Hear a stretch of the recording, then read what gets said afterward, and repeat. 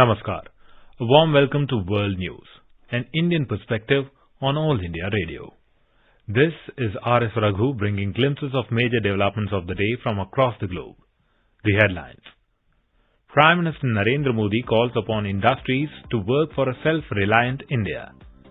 Nation well prepared to give befitting reply to aggressors, says India's Defence Minister over the LAC situation.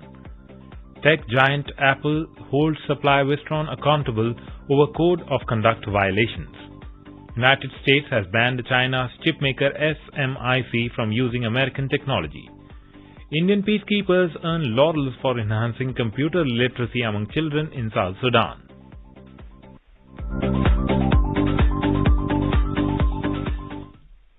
Prime Minister of India Mr. Narendra Modi has said that this is the time to show capability, commitment and courage of Indian industry to the world.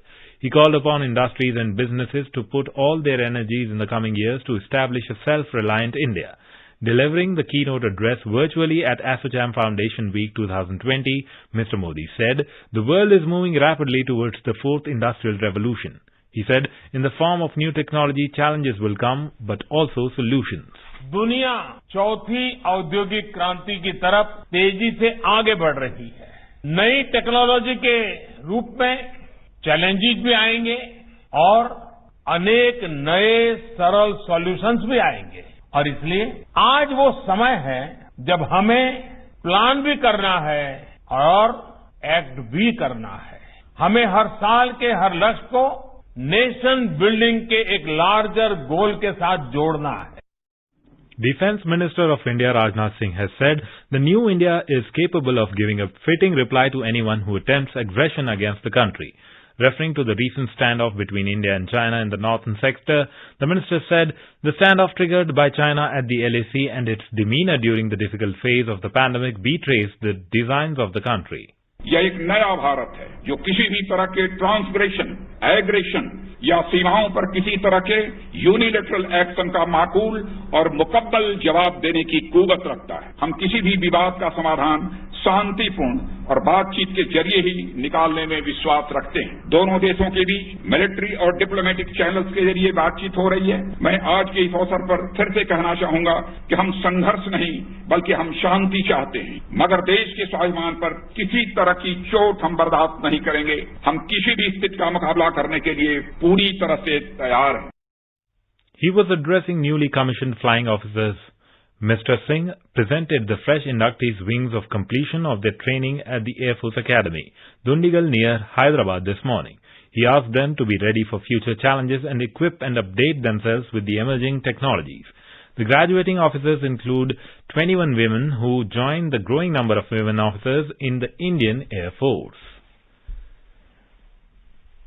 Tech giant Apple has issued a statement of holding Wistron accountable for the recent incident of violence in the company's manufacturing facility in Karnataka. In the statement, Apple said the preliminary findings of the investigation into the incident indicated violations of their supplier code of conduct. Wistron was found guilty of delay in payment due to some of the workers in October and November. It added that Wistron has taken disciplinary action and is restructuring their recruitment and payroll teams in Narsapura. Wistron's India Vice President has reportedly been terminated from his post in the aftermath of the incident. United States has banned China's top chipmaker Semiconductor Manufacturing International Corporation SMIC from using American technology on Friday. US has added 77 entities in the banned lists. U.S. Commerce Secretary Wilbur Ross said these entities in China have enabled human rights abuses and supported the militarization and unlawful maritime claims in the South China Sea. The list includes entities and persons that engaged in the theft of U.S. trade secrets.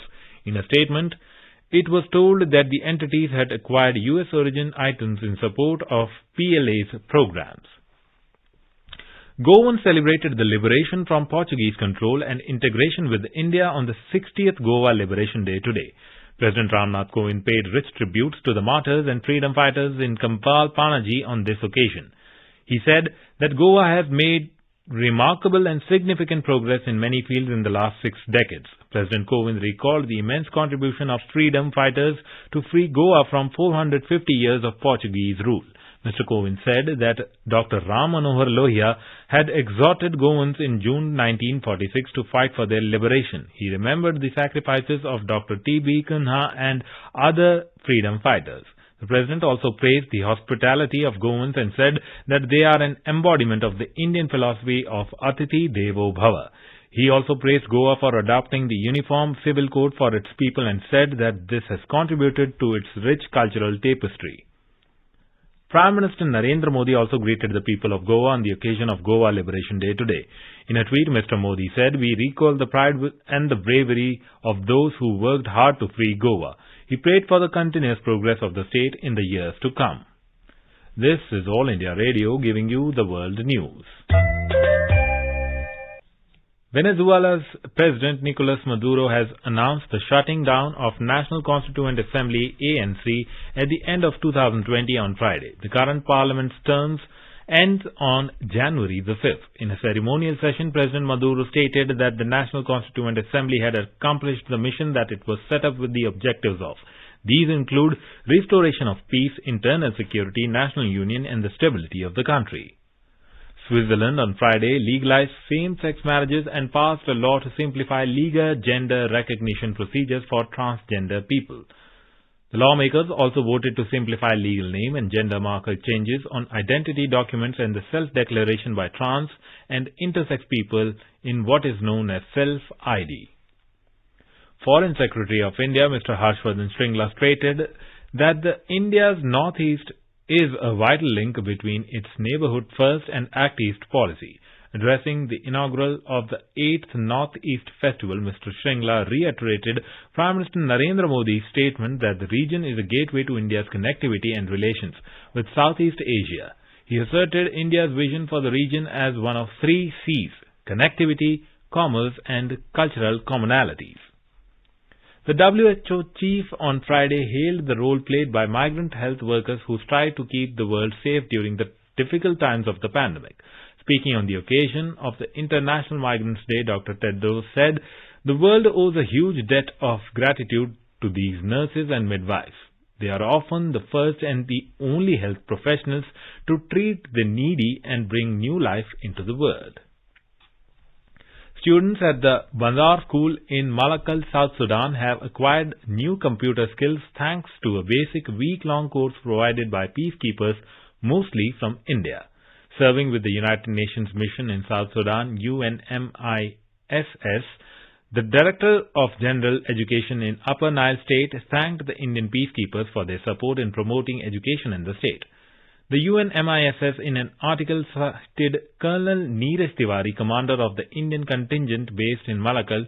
He has expressed his wish to conduct longer computer skill courses on a more advanced level once the COVID-19 situation allows for it.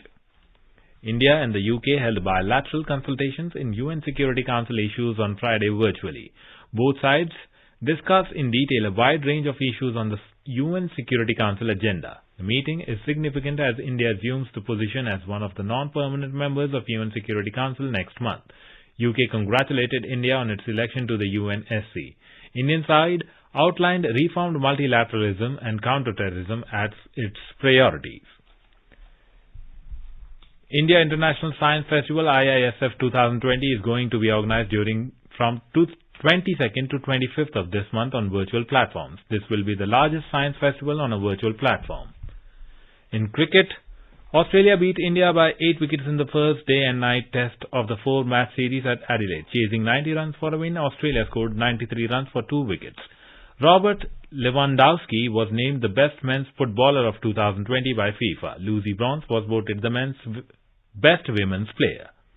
India is celebrating the 151st birth anniversary of Mahatma Gandhi. Before we end, let us listen to his favorite bhajan, Vaishnav Jan, by artists from Cameroon.